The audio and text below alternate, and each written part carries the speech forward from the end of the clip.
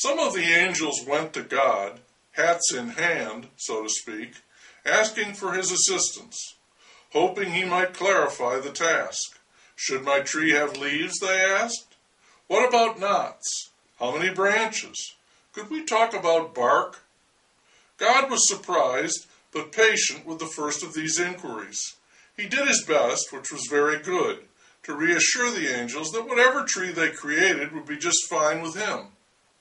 And that was the God's honest truth. And that was enough for some of the hesitant angels.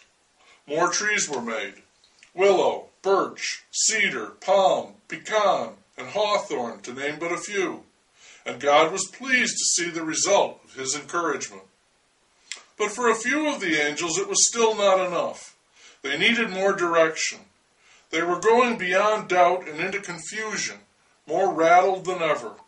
They began to experience all kinds of disturbing, unangelic feelings: frustration, despair, jealousy, even fear. A few went back to God, practically groveling, hoping he might refine his request, make it so specific that they could proceed with confidence. This, of course, was exactly what God did not want. It undercut free will and self-determination, qualities that God just naturally believed in. To him, these supplications represented not worship, but a lack of initiative in the angels. This puzzled him, and he had never been puzzled before. Could it be laziness? It seemed impossible. Creation was an act of joy and love, and who would balk at that? Could it be a lack of faith? That was also impossible. Faith was what held all creation together. Yet the angels continued to seek assistance. Finally, after the umpteenth request for clarification, God lost his temper. To call this unprecedented would be an incredible understatement. "I'll show you a tree," he thundered, and he immediately created a tree in the Garden of Eden.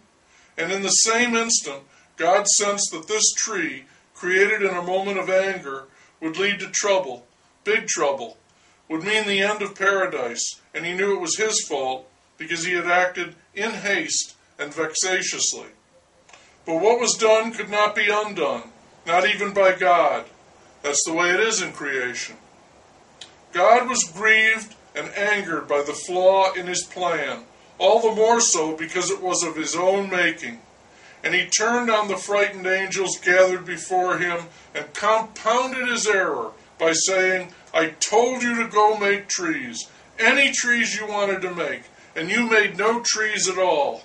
Now I have made a tree of wrath because you disobeyed me, and for all I care about you, you can go to hell."